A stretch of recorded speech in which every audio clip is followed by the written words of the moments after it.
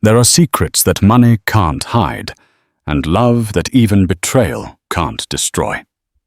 When multimillionaire James Harrington wed the bright, vivacious Sabrina Collins, the world applauded their fairy tale romance.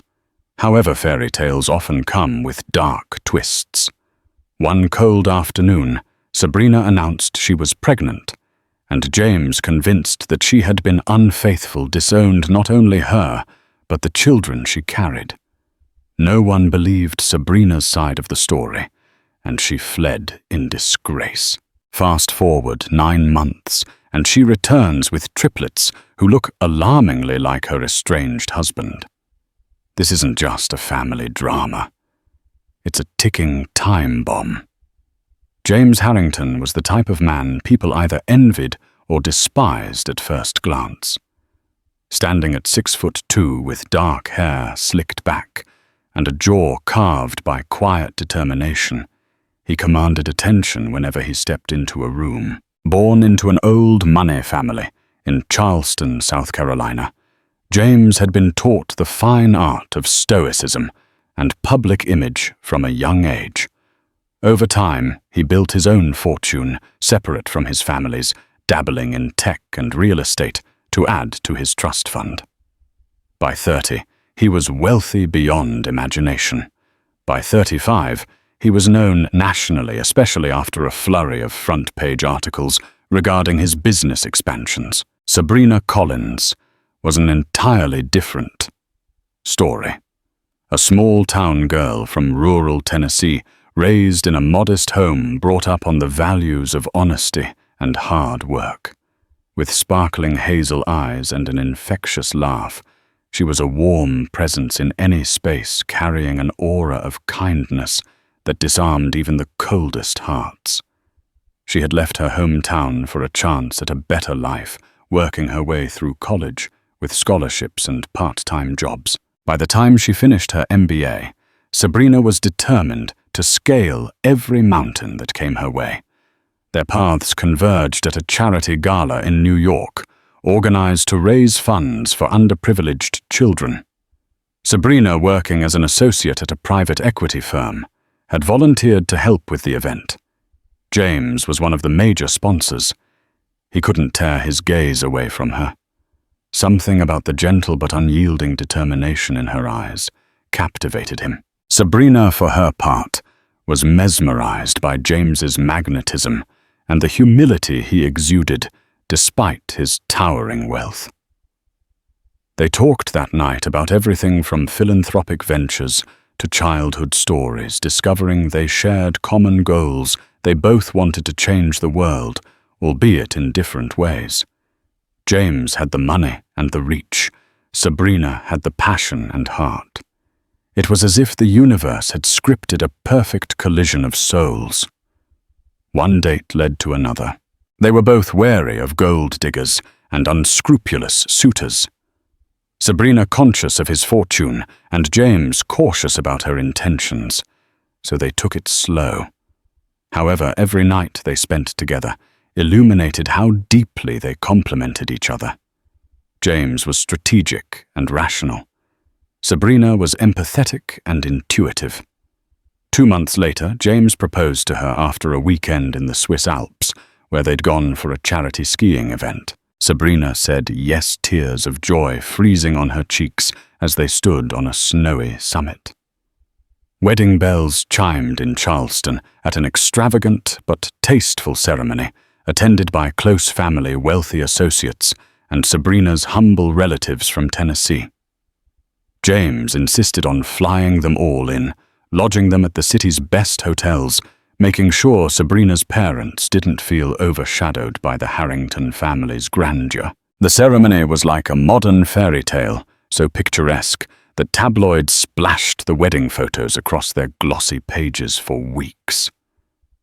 Nobody could guess that darkness brewed beneath that perfect veneer, especially not Sabrina. She was a woman in love, stepping into a seemingly enchanted palace, a place she believed could only ever nourish her heart. If only she knew that some seeds once planted might blossom into tragic misunderstandings, especially in a family as guarded as the Harringtons. The first few months of married life were blissful. Sabrina and James traveled for both work and leisure. Japan, Monaco, Italy, enjoying the luxuries his fortune could provide. Sabrina marveled at the possibility of using those resources for charitable work. James was equally enthusiastic about Sabrina's philanthropic ambitions. But behind the extravagant vacations, subtle tensions began sprouting in the background. James's parents, Donovan and Lorraine Harrington, were old Charleston elite who placed a premium on lineage and proper breeding. They liked Sabrina, at least on the surface. Yet Lorraine made casual remarks about Sabrina's background, such as, "Your mother must be so impressed by all this finery, or our family tree has always been quite exclusive." Sabrina tried not to let such remarks wound her, yet they slowly chipped away at her sense of belonging. James, for all his love, was often absent, tied up with business expansions and corporate events. Sabrina understood this. They both knew the demands of high-level business. Yet it left her feeling isolated sometimes, trapped in a gilded cage. She tried to fill her time with volunteering at local shelters and working part-time as a consultant. Still, no matter how many philanthropic ventures she engaged in, she remained James Harrington's new wife in the eyes of Charleston's upper crust. When Sabrina discovered she was pregnant, her heart soared. She had always pictured herself as a mother, teaching a daughter or son the wonders of kindness and ambition. She prepared a surprise dinner for James at their family mansion, complete with candlelight, soft music, and a small gift box in which she placed a tiny pair of baby shoes. James arrived late that night, exhausted from a board meeting. The moment he took off his coat, she handed him the box, her eyes shining with anticipation. He opened it and stared uncomprehending for a moment. Then the realization dawned across his face, a mix of fear, confusion, and something else, something Sabrina couldn't name, passed in his gaze. Are you?" he began. But Sabrina barely let him finish. She threw her arms around him. "Yes. I'm pregnant, James. We're going to be parents." His arms came around her in a reflex, but the embrace felt rigid. "Parents?" he repeated dully. She pulled away, scanning his face. "Are you happy?" He paused a second too long. "Of course I am," he said, forcing a smile. "It's just so unexpected." A knot of uncertainty twisted in Sabrina's belly. She'd been on birth control, but accidents happen. She thought maybe that was what troubled him, that they hadn't planned this so soon. But something else was evident in his eyes, a flicker of doubt that refused to vanish. In the days that followed, James's schedule became even more hectic.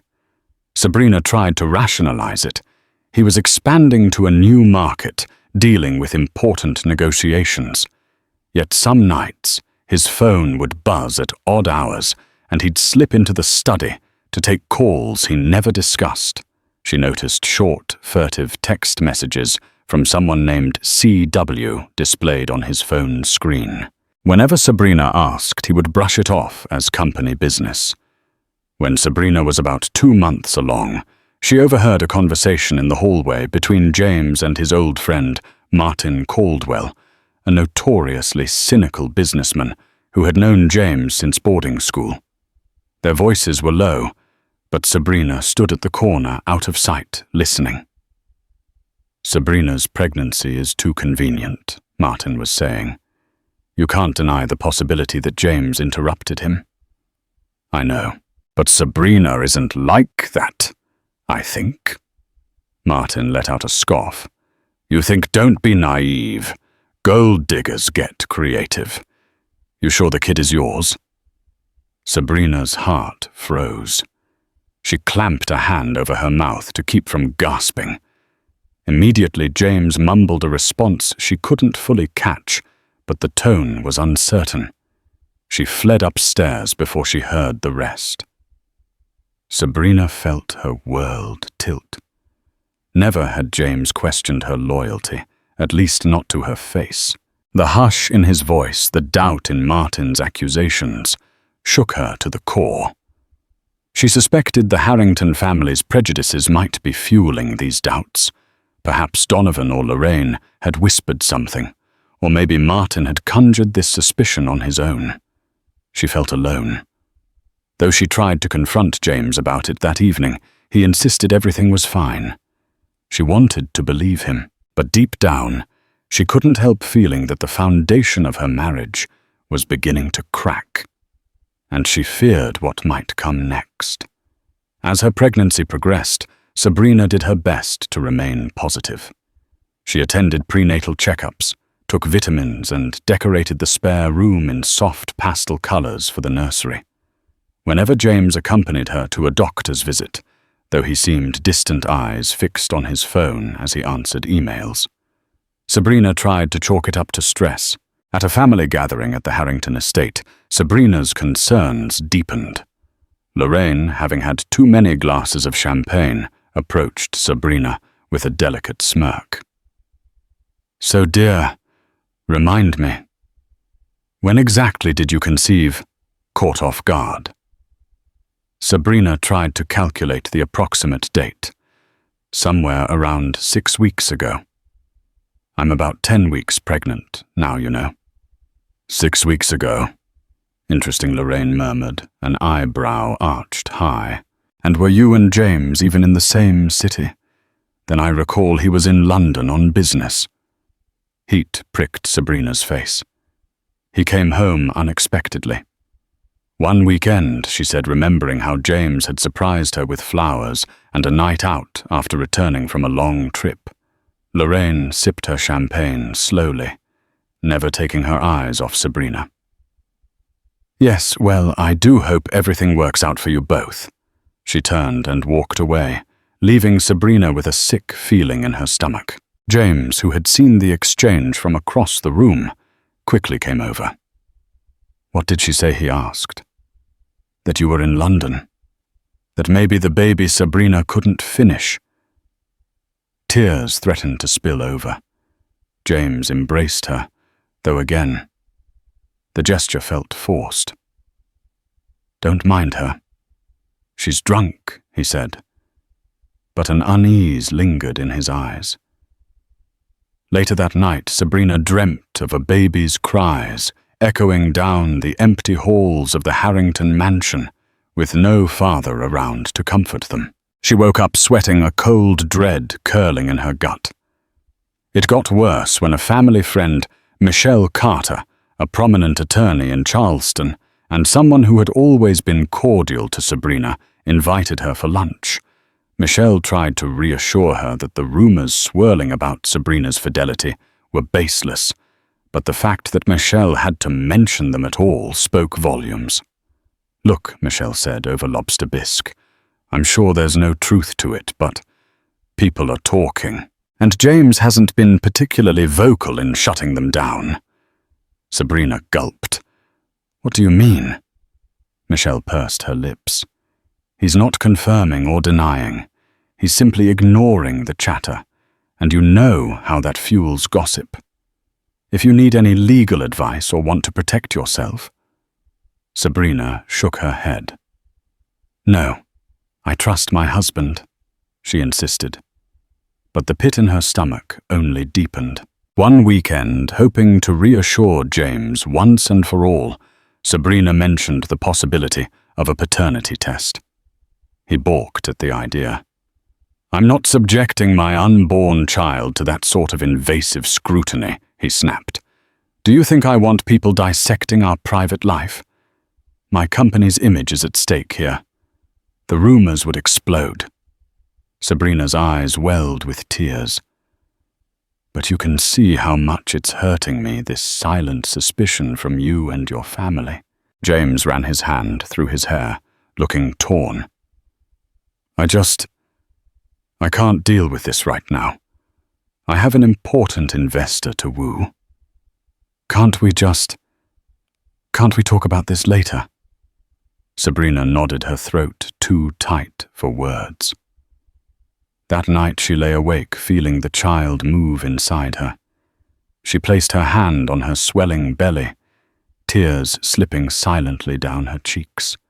She couldn't remember how many days or weeks had passed since James had spoken words of genuine affection.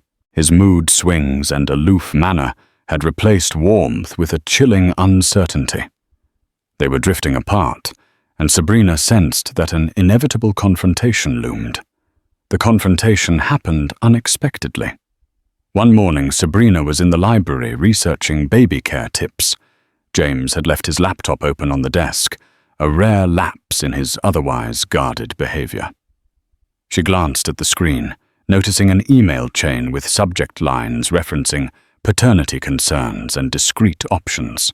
Her stomach dropped. Heart racing, she scanned the most recent email. A doctor's name, Dr. Caldwell Watkins. Someone she recognized as a private specialist who handled high-profile paternity cases.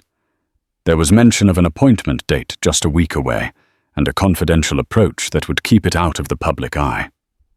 Sabrina felt a surge of emotions: betrayal, anger, heartbreak. She paced the library, fighting tears clinging to the last vestiges of composure. A few minutes later, James walked in, still in his tennis whites from a morning match at the club. He paused upon seeing the expression on her face, and then his gaze fell to the open laptop. "You went through my emails," he demanded, slamming the laptop shut. "You're planning a paternity test behind my back." Sabrina's voice wavered with rage and hurt. "How could you?" He placed his racket down carefully. "You don't understand. I understand perfectly." She spat, heart pounding. "You let your doubts fester. You listened to your so-called friends and your mother's insinuations. And now you're going behind my back. Why? Why couldn't you just talk to me? We could have done this together." James rubbed his temple. "I wanted to avoid drama. If the test is negative..." Sabrina gasped, stepping back as if struck. "Negative? How can you even say that I don't know what to believe anymore?" James finally shouted, his voice echoing off the mahogany shelves. "From the start, it's been hammered into my head that I can't trust people outside my circle. My mother, Martin. They keep telling me I'm being naive. And now look at the timing of your pregnancy. Everyone says it's too convenient. They question your background. And you're not giving me any real assurance." Tears cascaded down Sabrina's cheeks. "Do you hear yourself? I've been faithful. I've done nothing but love you. And you're letting your paranoia, your family's bigotry, destroy our marriage." James winced. "I'm sorry, but I need proof." Sabrina's entire body trembled. "Then there's nothing left to discuss."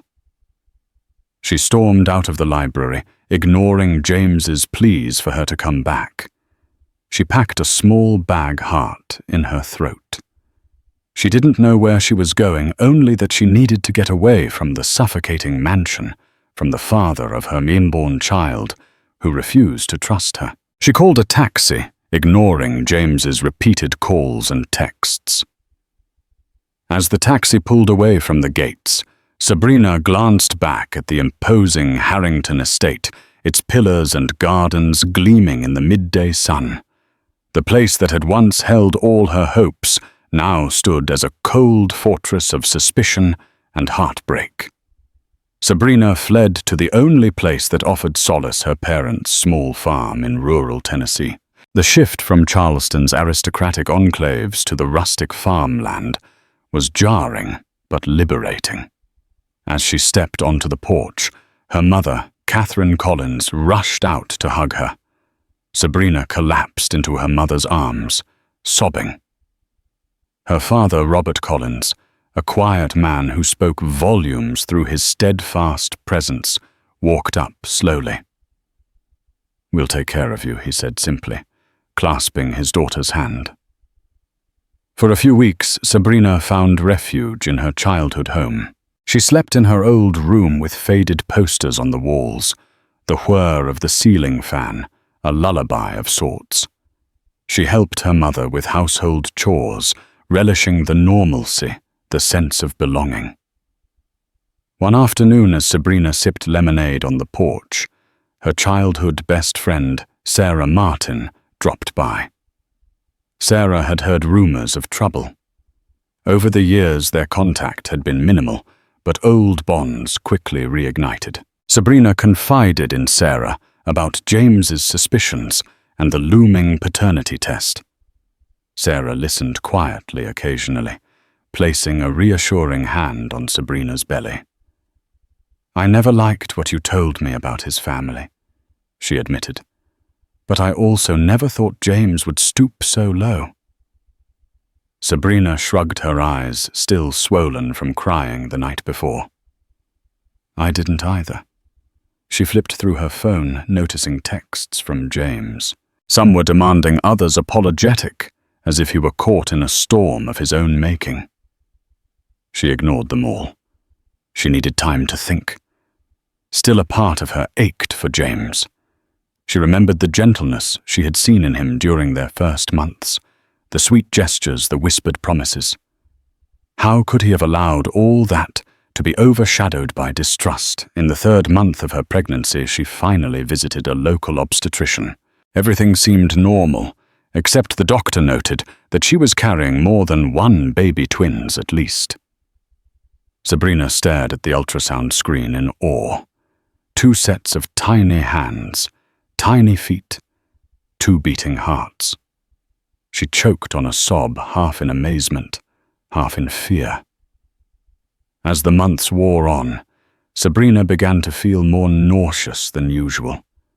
She struggled with morning sickness that often stretched into the afternoon.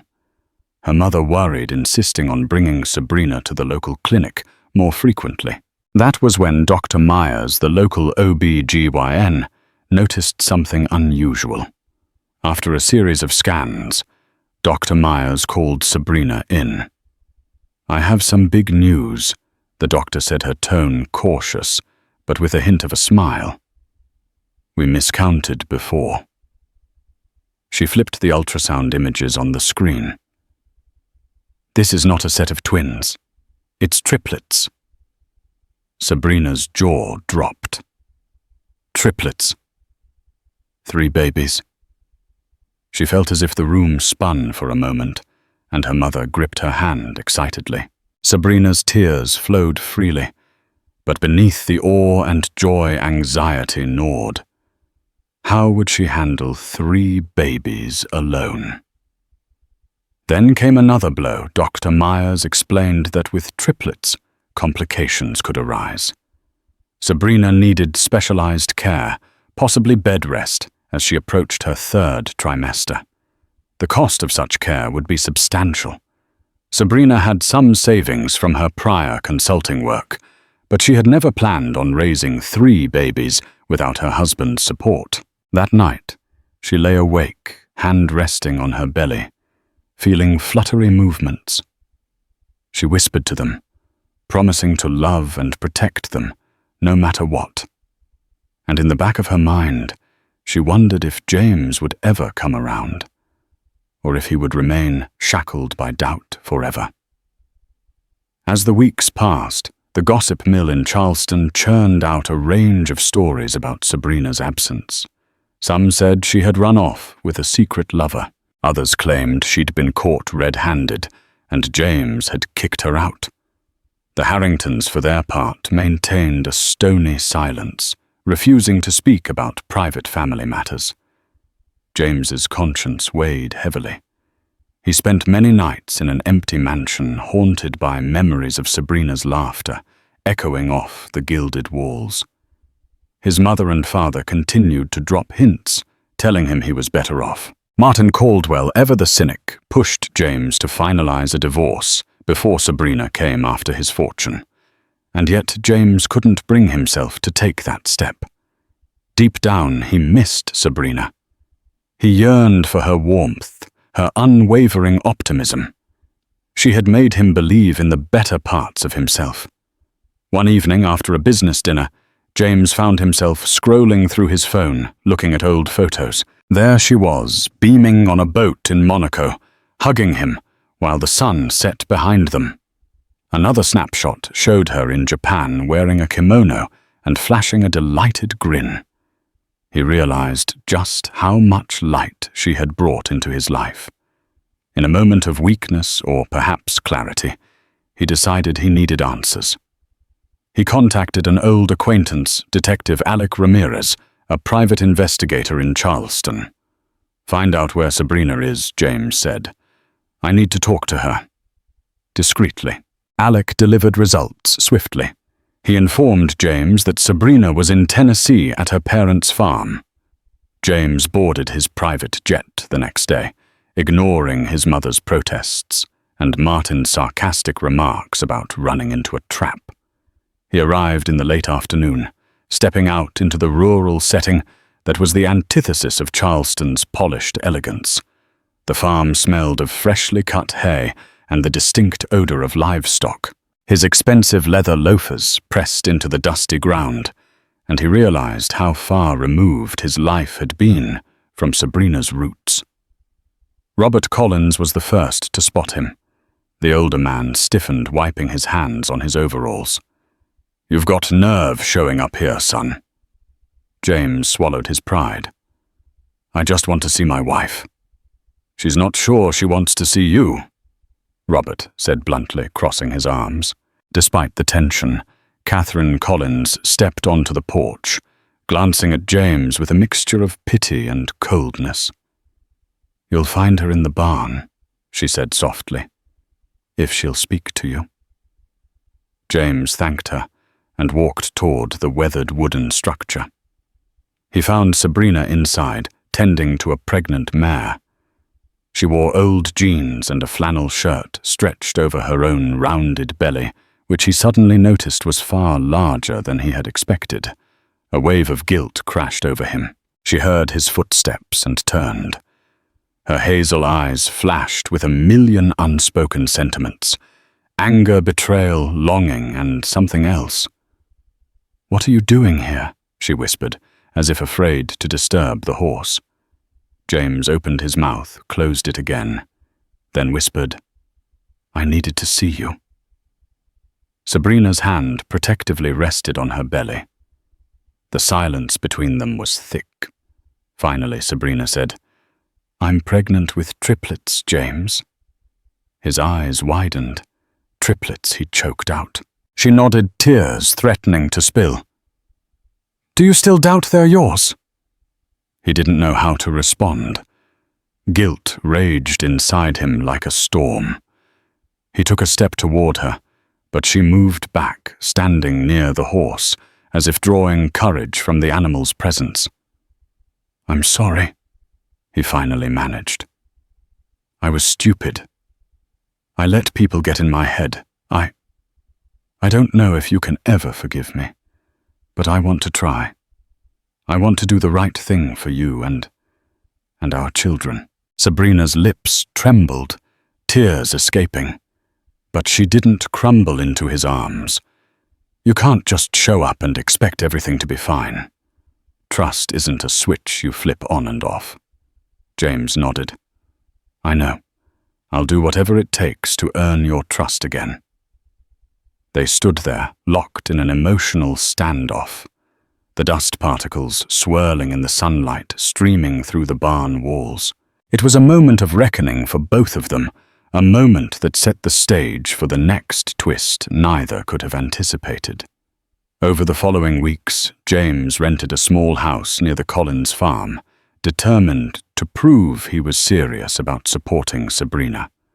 He showed up at doctor appointments, took notes on prenatal care, and even helped around the farm, despite having little idea how to handle livestock. Robert Collins said little, but Sabrina's mother seemed to soften, noticing James's efforts.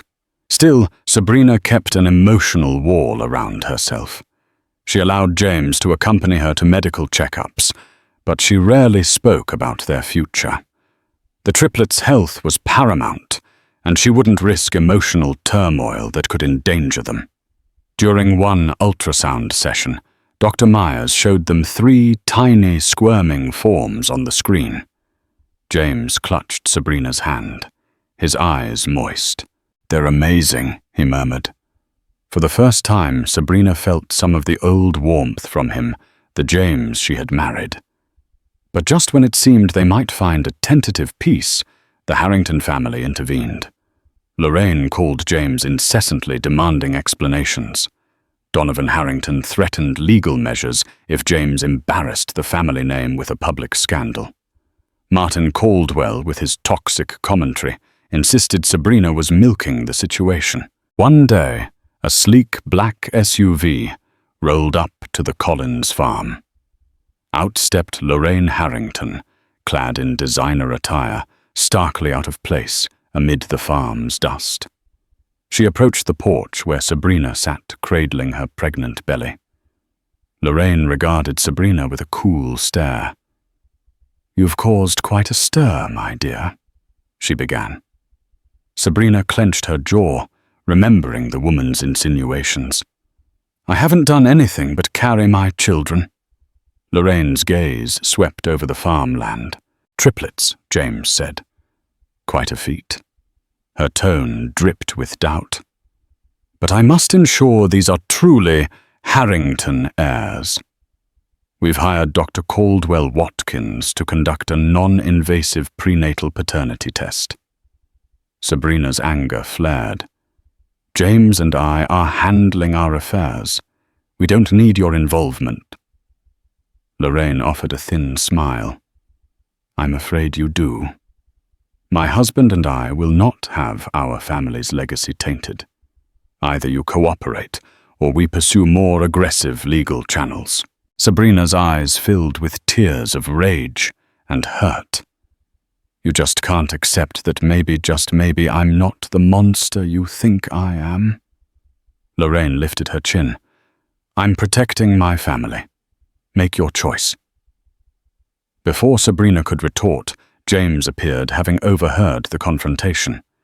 He stepped between them, glaring at his mother. "This is unnecessary," he said through gritted teeth. "I already decided to trust Sabrina." Lorraine arched an eyebrow. "Is that so? Then you must be more gullible than I thought. But the test will happen voluntarily or otherwise. The Harrington name will be protected." Sabrina pushed past them, tears hot on her cheeks. She locked herself in her bedroom, refusing to come out until Lorraine departed. It felt like every time she tried to mend things with James, his family's hostility resurrected her worst fears. That night, James tried to console her through the closed door, but Sabrina stayed silent. She sat on the bed, one hand over her swollen belly, feeling the fluttery kicks of 3 innocent lives. She whispered a tearful apology to them for the chaos they'd soon inherit. Despite James's protests, Lorraine managed to schedule a non-invasive prenatal paternity test with Dr. Caldwell Watkins. Sabrina eventually agreed, if only to put the matter to rest once and for all. She steeled herself for the procedure, which involved a simple blood draw from Sabrina and a cheek swab from James. The tension in the clinic's waiting room was palpable. Sabrina sat on one side, James on the other, Lorraine hovering like a hawk. After the samples were taken, they were told to expect results in about a week. In that week, Sabrina tried her best to focus on her health. She was nearing her 3rd trimester, her belly big and heavy. She could no longer do simple tasks without discomfort, and Dr. Myers recommended partial bed rest. James took time off from his company to help her cooking meals, massaging her swollen feet, and reading parenting books out loud. There were glimmers of reconciliation moments when they laughed about baby names or how the triplets would inevitably turn their lives upside down. Yet Sabrina's guard remained. Every time she glimpsed Lorraine's face or remembered Martin Caldwell's accusations, she felt a dagger of betrayal twist in her chest. She couldn't shake the memory of James's first reaction, if the test is negative. Finally, the results arrived. Dr. Watkins called them into his private office, the atmosphere heavy with unspoken tension. James sat on Sabrina's left, Lorraine on her right, as Dr. Watkins reviewed the folder. "Well," Dr. Watkins began clearing his throat. "There's no easy way to say this, but I'll state it plainly. Based on the genetic markers taken from the fetal DNA and Mr. Harrington's sample," he paused dramatically, shifting his gaze among them. "James Harrington is the biological father." Sabrina let out a breath she hadn't realized she'd been holding. Relief coursed through her, followed by a flash of anger. Anger that she had been forced to prove something so intimately obvious. James's shoulders sagged as if a massive weight had fallen away. He reached for Sabrina's hand, but she pulled hers back. Lorraine's expression flickered with something resembling shock, then annoyance. She quickly composed herself. That's settled then," Lorraine said, standing. Without another word, she strode out of the office. James exhaled shakily, turning to Sabrina. "I'm sorry," he whispered. "I'm so sorry you had to go through this." Sabrina couldn't speak. Tears threatened to spill, a raw mixture of relief and lingering hurt. She wanted to forgive James, but she also wanted him to understand the depth of the pain he had inflicted, pain that wouldn't vanish with a single apology. They rode home in silence, Sabrina gazing out the car window at the passing countryside. The test confirmed the truth, but it didn't eradicate the scars of doubt that had led them to this point. News of the paternity results spread quickly among Charleston's elite circles, as if carried on the wind of whispered phone calls. Lorraine retreated from public commentary, but Martin Caldwell doubled down on his cynicism. "Perhaps she just got lucky," he muttered to James, earning a glare in return. Sabrina felt physically and emotionally depleted. She decided to stay in Tennessee until the triplets were born, finding a sense of peace in the open fields and her parents' unwavering support. James continued to reside in the small rental house nearby, trying to show Sabrina he was committed. He would bring her fresh produce volunteer to drive her to appointments and read up on fatherhood, but he couldn't erase the memory of how quickly he had believed the worst. Their conversations often devolved into tense silences. They tiptoed around each other, uncertain whether to embrace or retreat. One evening, Sabrina was struggling with back pain in her bedroom when James knocked on the door. She let him in too tired to argue. He placed a gentle hand on her lower back, massaging lightly, offering a moment of relief. "Thank you," she murmured. He sighed, sitting beside her. "We need to talk." Sabrina nodded, staring at her hands. James began looking down. "I never meant for it to go this far. I was scared of losing everything. My family's legacy, my reputation. You. I felt trapped by all these expectations. That's not an excuse, but it's the truth." She listened, her voice trembling as she replied, "I understand you were under pressure, but that doesn't justify doubting my fidelity.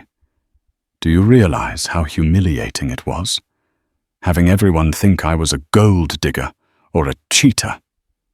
James cradled his head in his hands.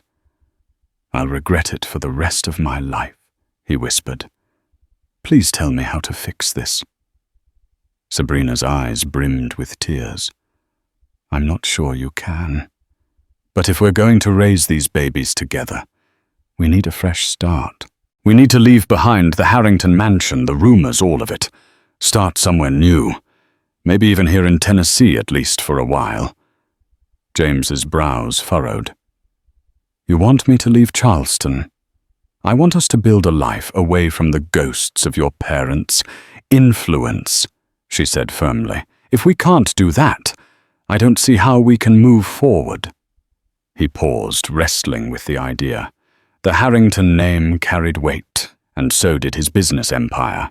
Yet the look in Sabrina's eyes told him this was no idle request. It was a lifeline for their marriage. "Okay," he finally said, voice shaking with resolve. "I'll do it. Let me figure out how to run my businesses from a distance. But if you need it, I'll give you that space." Sabrina exhaled relief, warring with apprehension.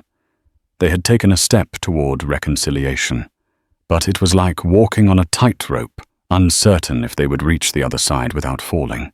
Sabrina was about 36 weeks along when she woke one night with intense abdominal pain. Panic surged. She'd been on partial bed rest, closely monitored by Dr. Myers, but triplets often arrived early. She called out for her mother. James, who was sleeping in a guest room, came rushing as well. Within minutes, they were helping Sabrina into the car, racing to the nearest hospital. The pain intensified, and Sabrina's heart pounded in terror for the safety of her unborn children. The hospital staff swiftly prepared for delivery. It was a whirlwind, nurses, doctors, bright lights. James donned scrubs, staying by Sabrina's side, holding her hand as she screamed through contractions. He wiped her brow, whispered encouraging words, tears in his eyes. The first baby arrived with a piercing wail. A little girl. She had a tuft of dark hair, reminding Sabrina immediately of James. "She's beautiful," James choked out, overwhelmed. Just minutes later, the second baby. Another girl emerged quieter, but healthy. And finally the third, a boy with a furious cry that made both parents laugh in relief. Hours passed in a blur of medical procedures. Eventually, Sabrina held her 3 newborns in her arms, tears streaming down her face. She looked at James, who was utterly entranced by the tiny bundles. They named the babies Charlotte Olivia and William, traditional names that honored both of their heritages. "I love you, James," whispered, pressing his forehead to Sabrina's. "And I love them. I'm so sorry for everything." She nodded. No words adequate for the storm of emotions raging inside her. They had created 3 new lives, each baby. A testament to love, perseverance, and the possibility of forgiveness. For a brief moment, everything felt perfect. The tension, the betrayals, the gossip. None of it mattered in that hospital room as they marveled at the miracle of life they had brought into the world. The days following the triplets' birth were filled with exhaustion, joy, and bonding. Sabrina's parents doted on their grandchildren, while James stayed close, learning how to feed and hold the babies with clumsy determination. The tension between him and Sabrina had eased slightly as they adjusted to the chaotic rhythm of new parenthood, but peace was short-lived. On the 3rd day, Sabrina woke to find Lorraine and Donovan Harrington standing in the hallway outside her hospital room uninvited and accompanied by Martin Caldwell. James quickly stepped in to intercept them, speaking in hushed but tense tones. Sabrina could see the tight set of his jaw and the glare in Martin's smug expression. Reluctantly, James let them in. Lorraine's eyes scanned the babies with clinical detachment. "We came to see our grandchildren," she said, as if making a business appointment. Donovan nodded stiffly, offering no warmth. Sabrina cradled Charlotte protectively. "They're resting," she said, coolly, not inviting them closer. Lorraine's voice turned sharper. "James tells us you're staying in Tennessee. That's not practical for children of this legacy. They need proper connections. Education, exposure. Charleston offers that." James cut in. "We're staying here. For now." Martin scoffed. You're going to raise Harrington heirs on a farm." Sabrina's anger flared. Better here with love and honesty than in a mansion full of control and suspicion.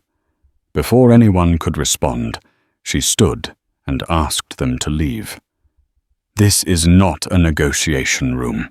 It's my recovery space, and they're not pawns." Lorraine hesitated, clearly offended, but James didn't back down. "You heard her," he said firmly. "It's time to go." Once they were gone, Sabrina collapsed into her hospital bed, heart pounding. James sat beside her, placing a hand gently on her shoulder. "I'm sorry," he whispered. She didn't answer. Her body trembled with the exhaustion of birth, but also the weight of knowing their peace could be shattered at any moment by a knock on the door and the past waiting outside. Once the babies were cleared to leave the hospital, James arranged for a comfortable home nurse to assist given the workload of 3 newborns.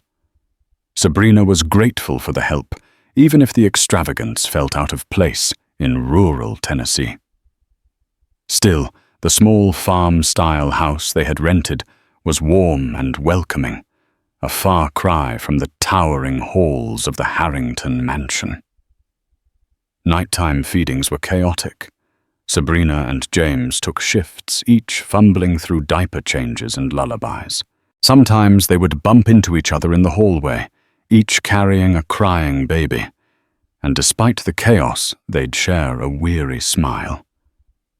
Moments like these forged a fragile bond, like forging steel in the fire of sleepless nights. Sabrina's parents came by often, offering homemade meals, rocking the babies to sleep, and providing moral support.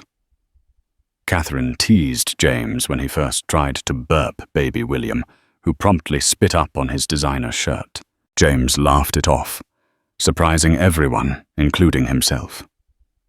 Slowly, he was letting go of his polished billionaire persona, becoming a father above all else. On Sundays, they'd take the babies for a short walk in the fields, letting them get gentle sunlight and fresh air.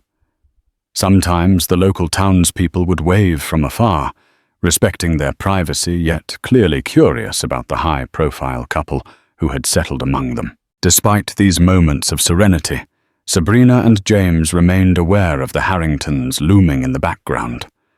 Donovan had emailed James documents, suggesting the children be included in a trust fund managed by the Harrington estate.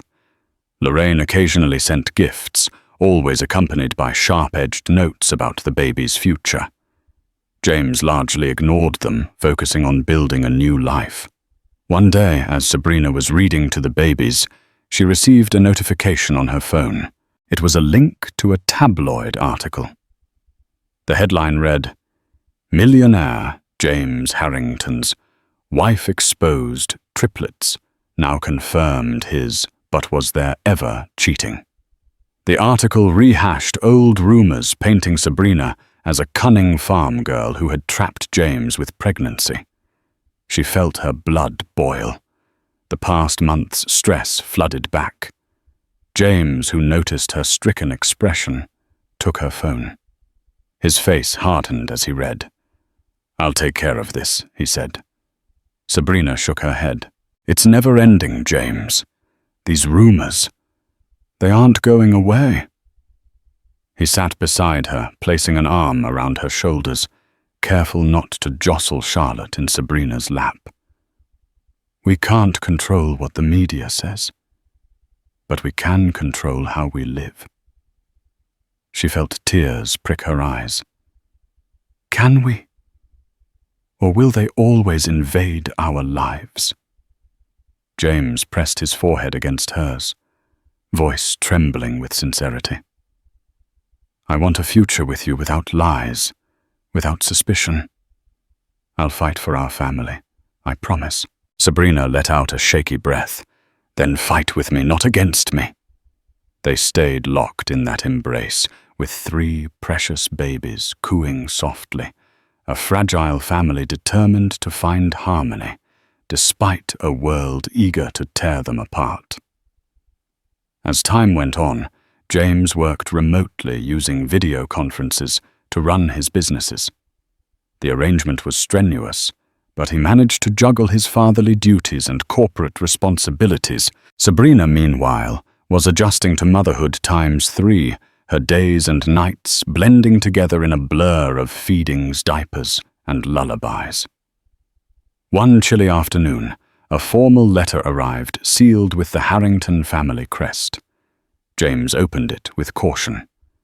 The letter invited Sabrina and James to a family retreat at the Harrington Private Lodge in Vermont.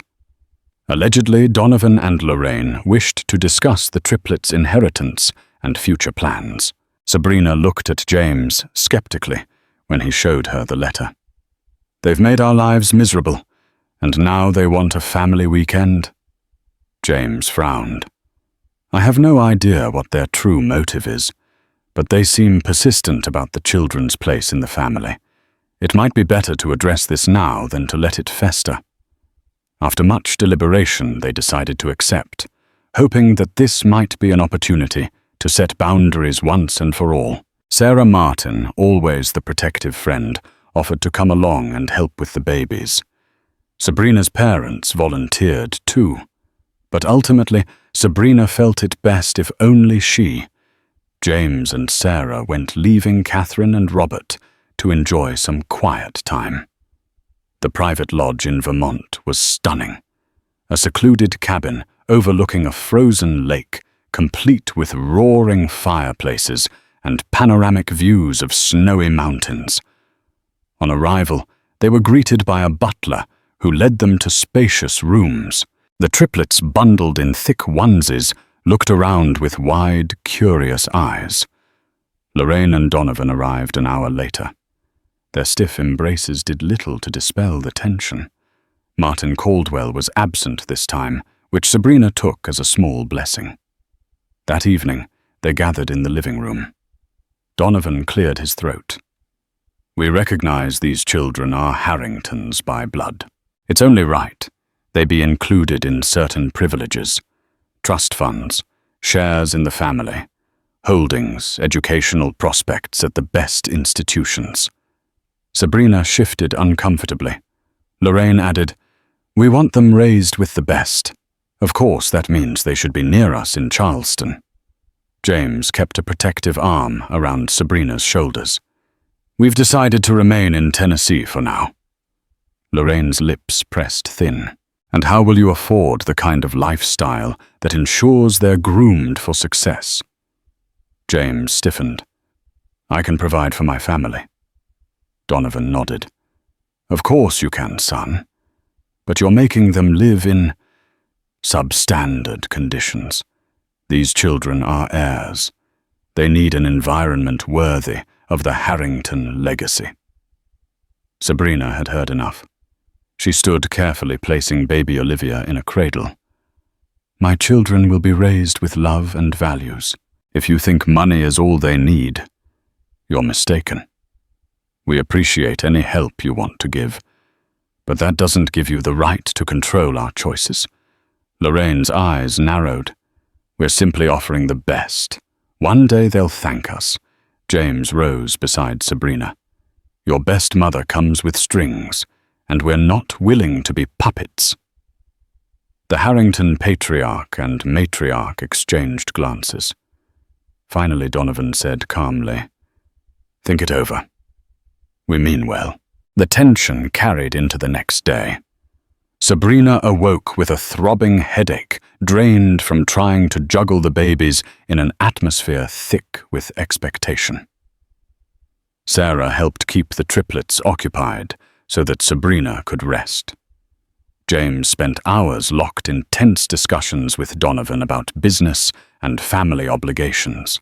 In the end, it became clear that while Donovan and Lorraine wanted to secure the triplets' future with Harrington wealth, they also wanted control over how they were raised. Sabrina refused to yield. So did James, albeit with some inner conflict. They left Vermont with no final resolution. However, in a surprising gesture, Lorraine kissed each baby goodbye, looking momentarily softened. "They are perfect," she whispered, genuine emotion flickering across her usually composed face.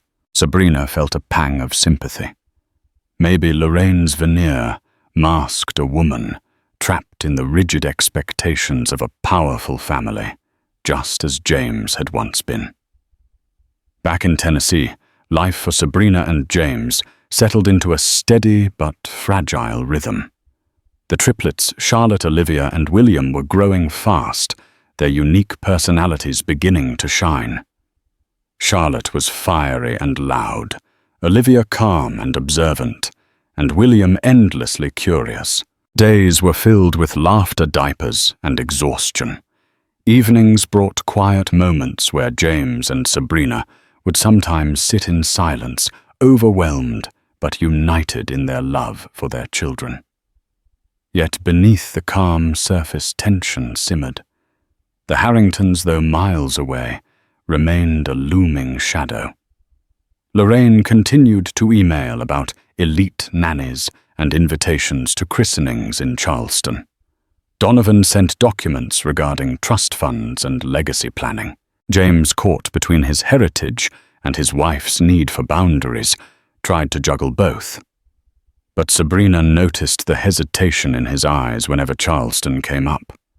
One afternoon, she caught him on a video call with Lorraine discussing a Charleston-based nanny.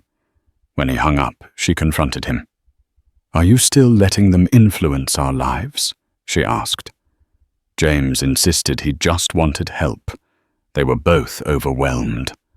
But Sabrina's trust was still healing. "We don't need spies in our home," she snapped. "We need peace." The argument escalated. The triplets cried. They both retreated, emotionally drained. Apologies came later, but the rift lingered. Then came a moment that brought everything into sharp focus. During a routine checkup, Dr. Myers noticed Charlotte wasn't meeting certain developmental milestones. Concerned, James arranged for a pediatric neurologist, Dr. Timothy Morgan, to fly in from Charleston. The visit went well, and Charlotte was deemed fine with minor delays. But then Sabrina overheard a phone call between Dr. Morgan and Lorraine discussing persuading the couple to return to Charleston for better facilities. Furious, Sabrina confronted the doctor, who admitted Lorraine was trying to influence decisions.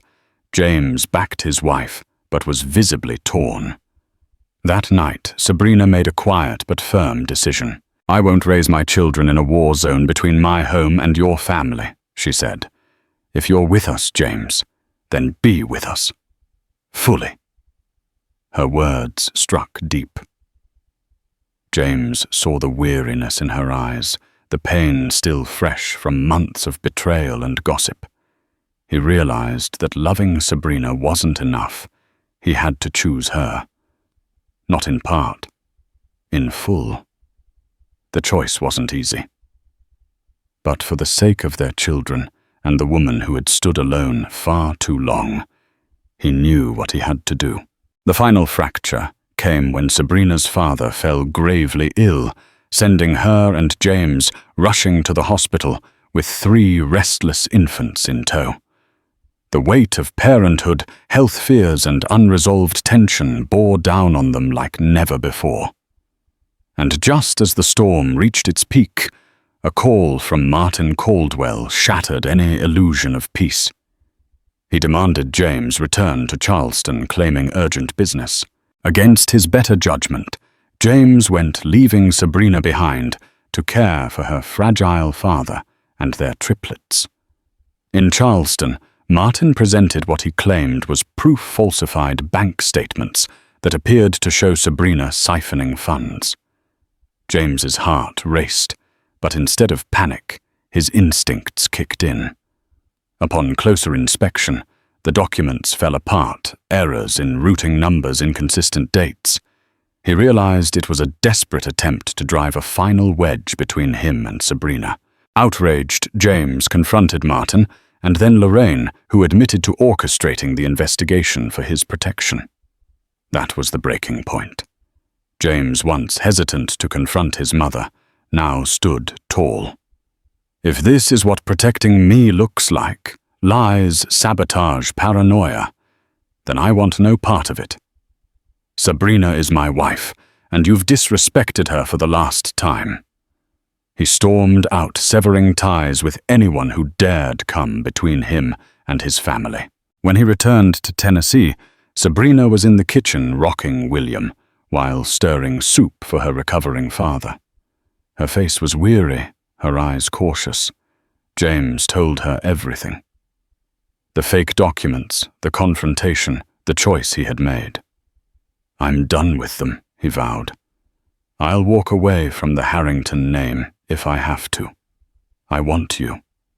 I want our family." Sabrina, worn and wary, listened in silence. Her eyes welled up. "Do you know how long I've waited to hear that?" she whispered. "I never stopped loving you, but I couldn't keep fighting for us alone." James stepped forward, pulling her into a trembling embrace. Between the simmering soup, the soft babble of their baby, and the aching truth between them, something broke and something healed. It wasn't perfect, but it was honest. And it was enough. That night they tucked the triplets in together.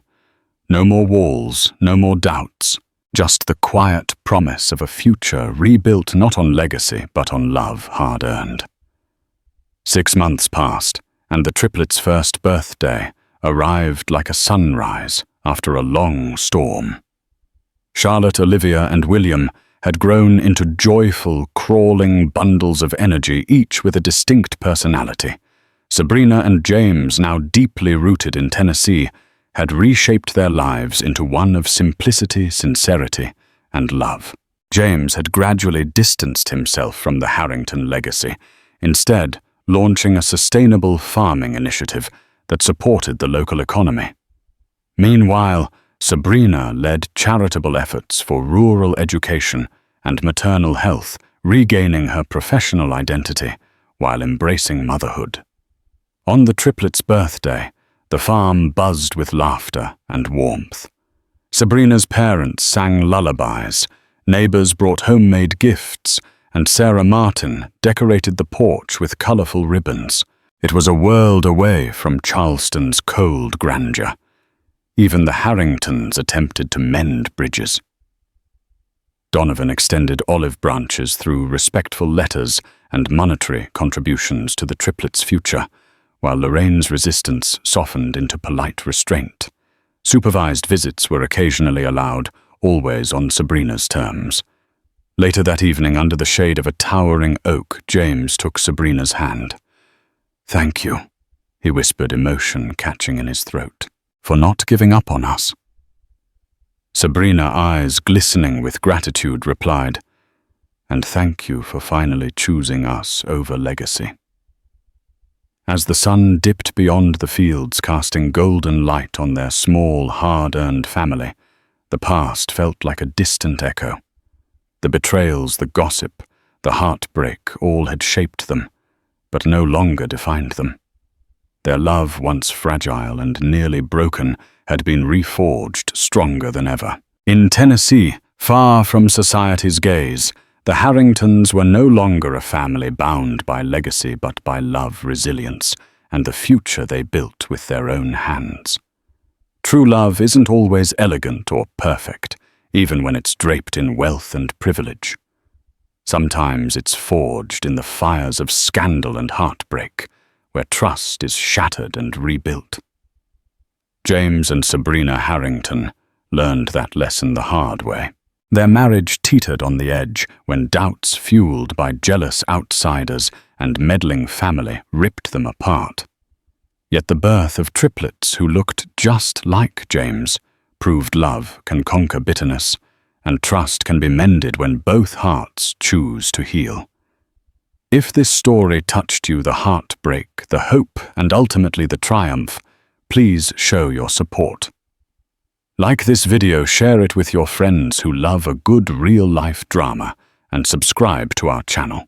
Your engagement helps bring more stories of resilience and redemption to light, reminding us all that even in the darkest moments, love can guide us home. Thank you for watching.